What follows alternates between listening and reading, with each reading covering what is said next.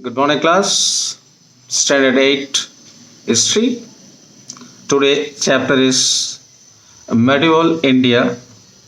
In that, part D, Composite Culture. In that, you will see the religious purpose, who are the gurus, how the religious came, and how they worshipped, what the worship that have been done, how they should be to follow. So in that the composite culture means our culture, ancient culture is a very long back cultures. 5,000 years, Indian culture is still the world first. So every Indian people, different kind of state, different kind of language. This is the only country in this world having so much of different language, that is called vernacular language, what is called local languages. So in that there is a religious leaders, religious gurus, Hindu, Muslim, Christian, even Buddhism, Jainism, Parsis, Sikhs, so many are there. This is our composite culture. This is a very Indian people have their own religious and they have right to follow any guru or any gods. Nobody can have a right. Now you have recently government of India has a right to express your talk. Previously it was not there. Now every individual have right to express yourself. If you don't disagree with the government policy, you can tell the go. That is your right to express yourself. Previously it was not there. That is talking about the prime minister something or presidents or any chief ministers. It was not a arm. You can talk about your view. You can use without abusing, without using any for the reasons. So you can express yourself with your constitution limits. So you cannot scold like a street loafers are doing against somebody is talking like that. No. Talking correct way, it has to be followed. So in that you will talk about that this matters, composite culture. The establishment of Delhi Sultanate towards the beginning of the 13th century marked the beginning of a new phase of cultural development of the country. The interaction of the Turks with the Indians resulted in the development of the new composite culture called the Indo-Islamic culture. This culture was neither purely Persian nor entirely Indian, but a fusion of best elements of the two. There were two distinct phases of the growth of this culture, the Sultanate phase and the Mughal phase. The Sultanate phase was marked by the emergence of the fusion of Indians' traditions with the Turkish culture, whereas the Mughal phase marked as a consolidation of this composite culture. Now, sources of culture. The main sources of information about the emergence of composite cultures in India. First one, Bijak. Bijak means the seed book. Where is seed? That is the main base. That is called seed book. Is the completion of the verse of Kabir. Kabir was disciple and bhakti giant Ramananda. He was said to have been born in about AD 1398, a Brahmin widow who abandoned the child near the tank of Banaras. He was rescued and brought by the Muslim weaver Nehru and his wife Nima. He became acquainted with Hindu and Muslim religious and philosophical ideas. He wanted to transform society by promoting peace and harmony among different communities. Kabir was an oral poet whose works were written down by others. The Bijak is preserved by the Kabir Panthis, that means the followers of Kabir. In Varanasi, the elsewhere Uttar Pradesh, like Tamil Nadu Thiruvalluvar, who wrote the poems telling words. Like that, Kabir also made it.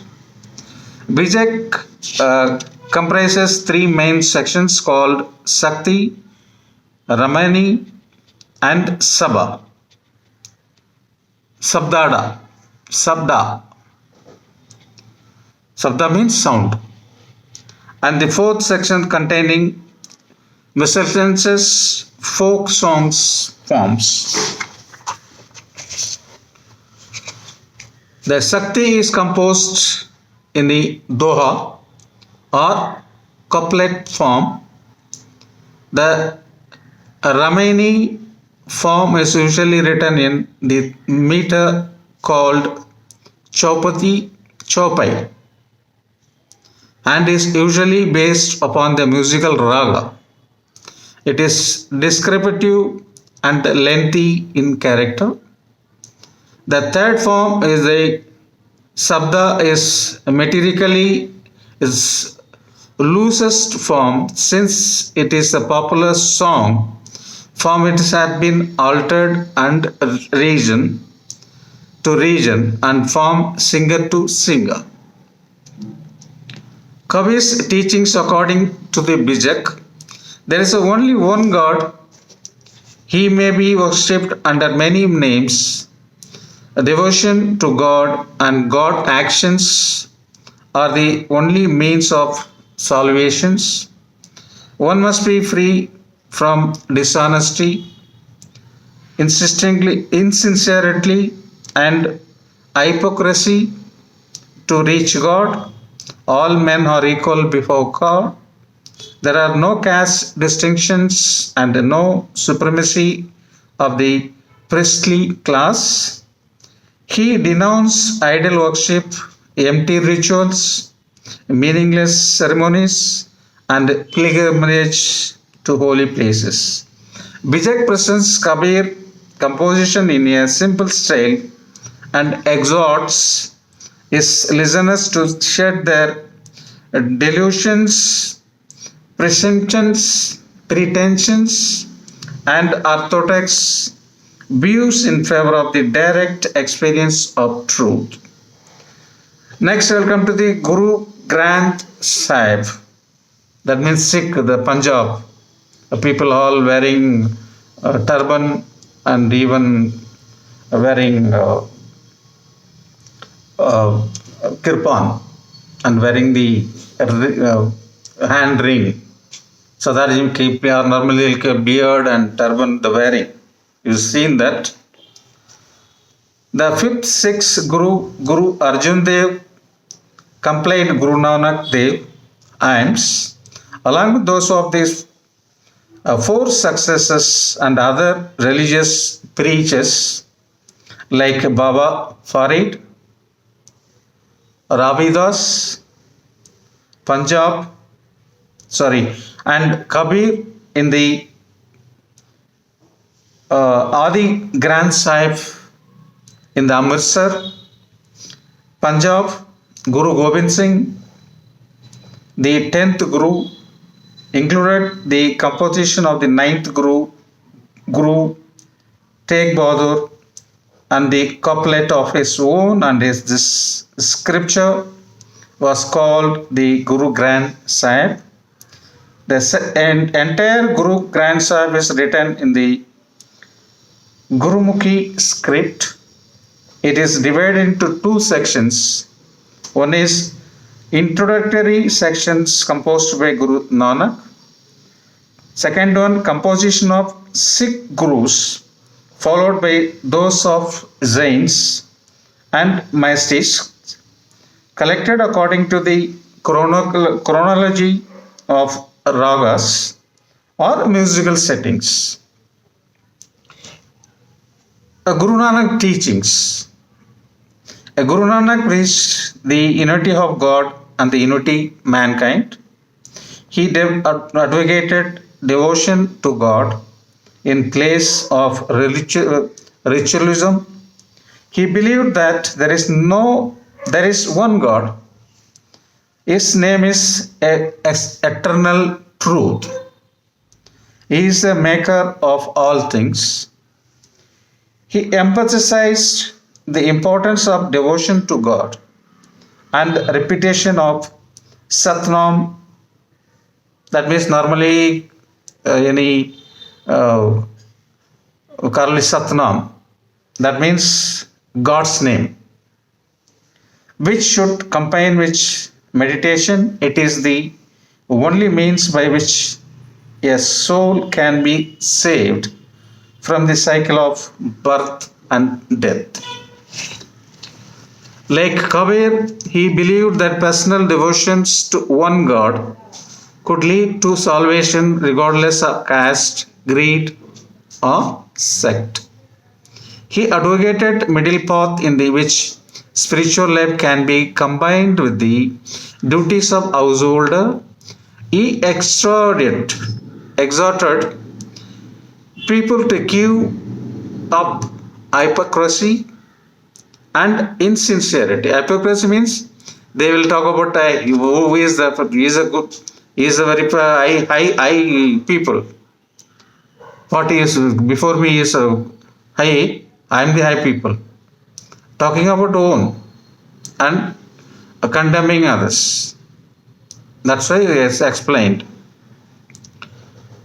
He condemned idolatry in all its forms. Next, I will come to the Ajmer Sharif. Ajmer Sharif is a holy shrine of the Sufi Jains.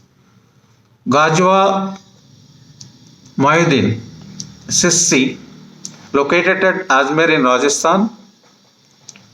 Gajwa Mohyuddin Chisti came to India with Muhammad of Ghazni and made Ajmer his headquarters till his death in AD 1236.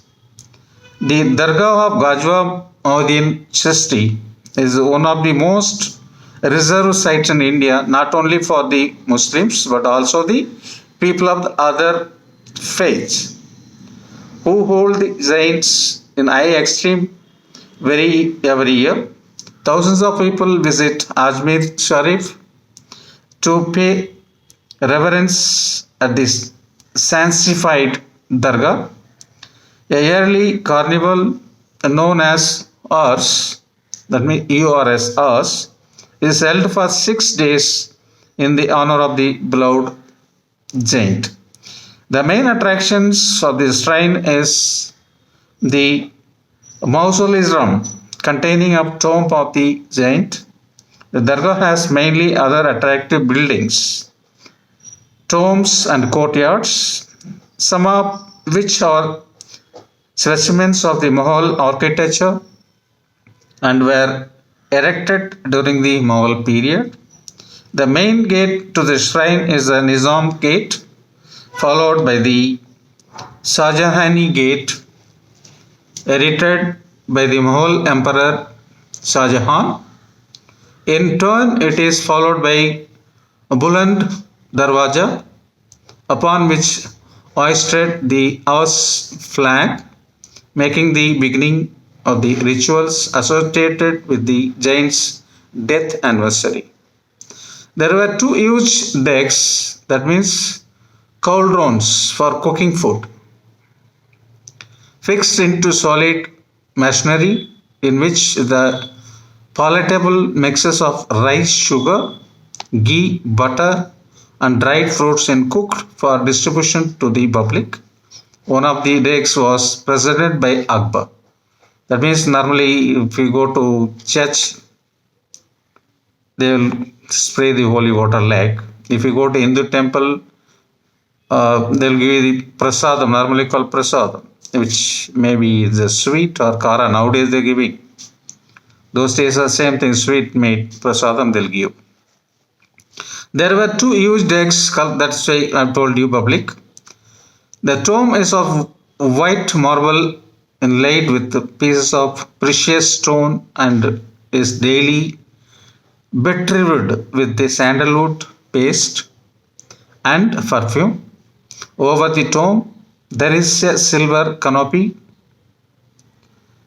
inlaid with pieces of mother of pearl presented by Emperor Jahangir between the four poles supporting the canopy.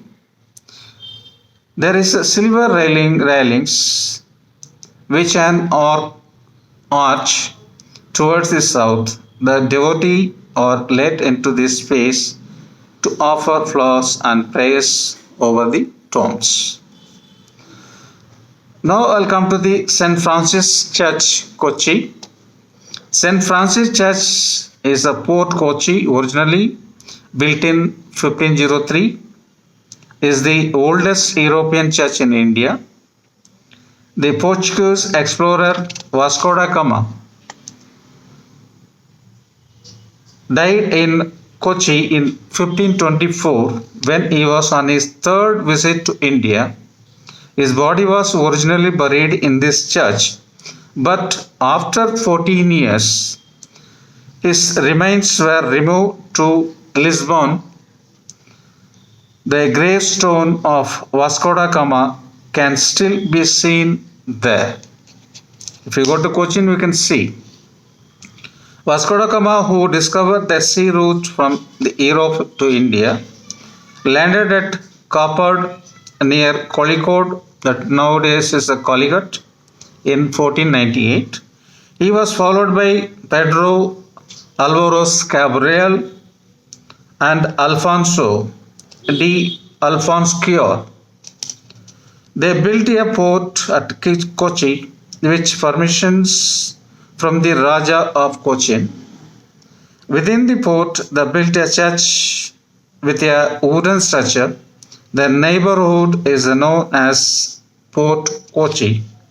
In 1506, Francisco de Almeida, the Portuguese viceroy, was allowed by the Raja of Cochin to reconstruct wooden buildings in stone and masonry. The wooden church was rebuilt, presumably by the Franciscan friars, who belongs to the order of Saint Francis of Assisi. The Franciscan retained control over the church till the Dutch captured Kochi in 1663. After that, Saint Francis Assisi was an Italian Roman Catholic priest and preacher. He was born in 1182 to a prosperous silk merchant. He lived the life typical of a wealthy young man, even fighting as a soldier for the Assisi. On the eve of setting out of a battle, he experienced the vision which caused him to abandon his ambitions for military glory. He embarked on the preaching ministry. The small church of the Portinscola near Assisi, which he had his companions rebuilt with their own hands, because their base from where they constantly travelled in order of friars minor. The religious society grew rapidly and started sending missions beyond Italy to other countries in the Mediterranean Sea. The Francis died on October 3rd, 1226, and July 16th, 1228.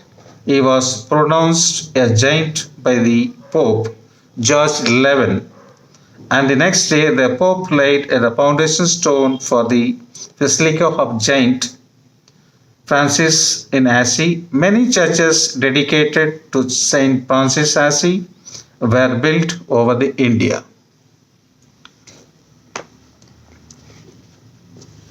Now, impact of the culture, composite culture.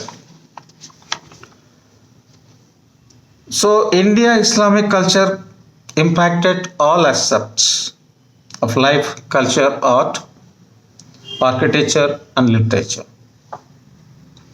So, dress, manners, social amenities, and festivals which Mughals introduced in India were accepted by people of India. The trend towards fusion to two cultures, the best seen in the field of music, which the Turks came to India. They brought with them not only number of musical instruments like the rabab and sarangi, but also new musical modes. Hamir Kastu, who given the title of Nayak, introduced many Perso-Arabic ragas. So, next I will talk to this Sufism. Sufism and Bhakti movements. Sufism means the spirit of tolerance and mutual influence which resulted in the blossoming of the Indo-Islamic culture led to the development of two liberal religious reforms movement in India, the Sufi and the Bhakti movements. The number of Sufi and Bhakti saints emphasized the essential unity of Islam and Hinduism and laid the stress on the religion based of love and devotion. So Bhakti movements, it is originated as a reaction of the caste division in ritualism in India. The Vaishnava and Saiva saints of the south started Bhakti movements. In the 11th and 12th centuries, the Tamil Vaishnava saints known as Alvas and Saivite saints known as Nayanas. Both preached personal devotion to God as a means to reach God. These ideas became popular between the 11th and 15th centuries. Bhakti means devotion of God to the God. So, Dakshina Bhakti cult, that is, God is one. Everybody is saying God is one. The Bhakti movements, even Sufi also telling God is one. So, next I will talk about Bhakti Jains, the Mirabai. Mirabai was the Rajasthani princess of Mewar who lived during the time of Mughal rule Akbar. Mirabai, the only daughter of the Rajput noble, was married to Bhojaraj, the heir apparent of Rana Sanga Mewar. She renounced the world and became the devotee of Lord Krishna. Her devotional songs, bhajanas, made her popular. Next, Giant Janeshwar. Janeshwar means Naneshwar, not is Janeshwar, Jnaneshwar or Dhaneshwar. A century saint, poet of Lucifer and from Maharashtra. He was the second of the four children of Vittal Pant and Rukmabai. He learnt mastered of philosophy and various techniques of Kundalini yoga from his elder brother. At the age of 15, he said to have delivered 9,000 of verses is commentary on Bhagavad Gita called Jnaneshwari, also called Bhagavarta Deepika. So next I will come to the doctrine of Sufism. The word Sufis has come from the Arabic word Suf, S-U-F, meaning wool, and was used for the mystic who used to wear only coarse woolen garments. This is called Sufi. A doctrine of Sufism, fundamental unity of all religions. One can reach God through personal devotions. The individual soul's manifestations of the Supreme God and the human soul would finally merge with it. So, inner purity and self discipline are essential for gaining the knowledge of God. The impact of the Sufism, it fostered the feelings of Hindu-Muslim unity. Many principles of Sufism were similar to those of Bhakti cult. It led to the popularity of the Bhakti movements. Sufism played a great role in promoting feelings of tolerance among the rulers. Now, Hazrat Nizamuddin, if you go to Delhi route, there is a Hazrat Nizamuddin, who is a Nizamuddin Hyderabad king in Andhra Pradesh. If we go to the Delhi route, before the New Delhi railway station, there is a Hazrat Nizamuddin railway station is there. Only his name is made it. Hazrat Nizamuddin was a famous Sufi saint to the Chishti order that believed drawing close to God through renunciations of the world and service of humanity. He was born in Badiauddin in Uttar Pradesh at the age of 5. After death of his father, he came to Delhi with his mother at the age of 20. Nizamuddin went to Ajodhan, the present now this is the Pakistan Sharif in Pakistan, and became a disciple of the Sufi saint Baba Farid. Nizamuddin did not take up residence in Ajodhan but continued with his theological studies in Delhi, where simultaneously starting his Sufi development, devotional practices. He visited Ajodhan each year to spend a month of Ramadan in the presence of Baba Farid.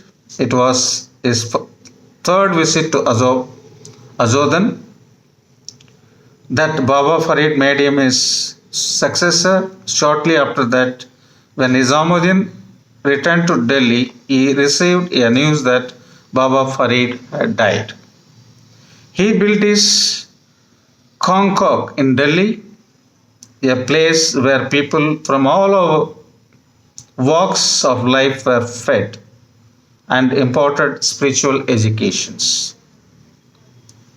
Hazrat Thomas, like his procedures, stressed love means this is realizing God. For him, love of God implied love of humanity. Now I will talk about Christianity, influence of the Christianity.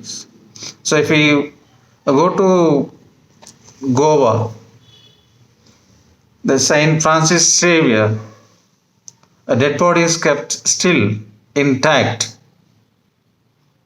the preserved body intact. It is so many centuries happen, but his body is still uncontaminated. Still it is intact. His body is like what do you call normal bodies. Why something happens?